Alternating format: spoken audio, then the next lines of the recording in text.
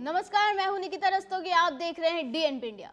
दिल्ली विधानसभा चुनाव का बिगुल बज चुका है। 5 फरवरी को दिल्ली की सभी 17 सीटों पर मतदान होगा, जिसके नतीजे 8 फरवरी को आएंगे। अब तक दिल्ली में बीजेपी ने 29 उम्मीदवारों का ऐलान कर दिया है। उम्मीद है कि बाकी नामों से भी पर्दा जल्द ही हट जाएगा, मगर इस बीच एक नाम की चर्चा ने दिल्ली वालों को चौंका दिया है।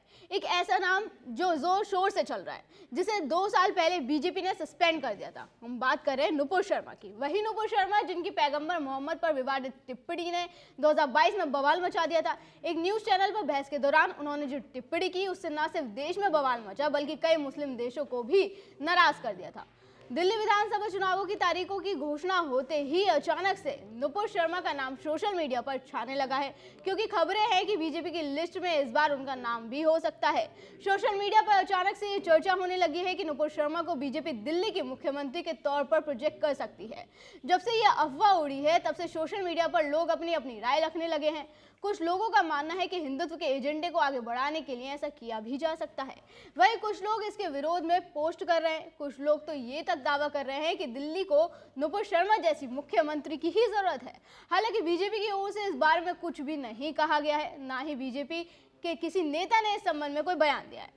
बता दें, नुपुर शर्मा 2015 के विधानसभा चुनाव में नई दिल्ली सीट से अरविंद केजरीवाल के खिलाफ बीजेपी की उम्मीदवार थी। हालांकि वो उस चुनाव में 31,000 वोटों से हार गई थी, मगर वो दूसरे नंबर पर रही थी। यही नहीं, उनके नेतृत्व में इस सीट पर बीजेपी के वोट शेयर में 7% से ज्यादा इजाफा भी हुआ था।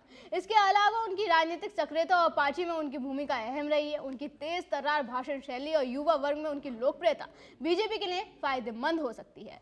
साल 2022 में उनके पैगंबर मोहम्मद पर आपत्तिजनक टिप्पणी करी थी और विवाद बढ़ने पर बीजेपी ने उन्हें सस्पेंड कर दिया था। आपको याद होगा कि तेलंगाना में बीजेपी के विधायक टी राजा ने भी कुछ ऐसा ही बयान दिया था, जिसके कुछ समय बाद ही पार्टी ने तेलंगाना विधानसभा चुनाव के लिए उनका निलंबन रद्द कर दिया था। पार्टी ने उन्हें अपना उम्मीदवार बनाया था। उस वक्त भी नुपुर शर्मा सोशल मीडिया पर जमकर ट्रेंड कर रही थी। यूजर्स का कहना था कि टी राजा के बाद अब नुपुर शर्मा की बारी है, जिसके बाद अब ये चर्चा शुरू हो गई है। कहा तो ये भी जा रहा है कि बीजेपी रमेश बिधूड़ी द्वारा प्रियंका गांधी और दिल्ली के सीएम आतिशी पर की गई टिप्पणी के बाद बिधूड़ी पर कोई ठोस कदम उठा सकती है।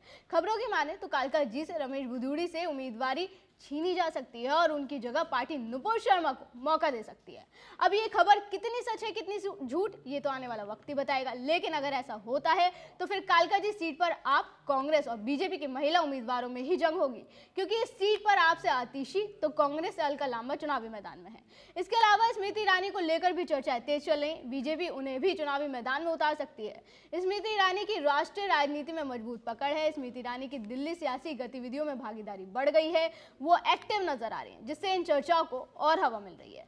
दिल्ली में जन्मी और पली बड़ी स्मृति ईरानी शहर में 2 सितंबर को शुरू किए गए पार्टी के सदस्यता अभियान से संबंधित कार्यक्रमों में सक्रिय रूप से शामिल रही थी। स्मृति ईरानी और नुपुर शर्मा के अलावा बीजेपी की तरफ से दिल्ली के सीएम फेस की रेस में मनोज तिवारी, बांसुरी स्वराज, प्रवेश वर्मा का नाम भी आगे चल रहा है।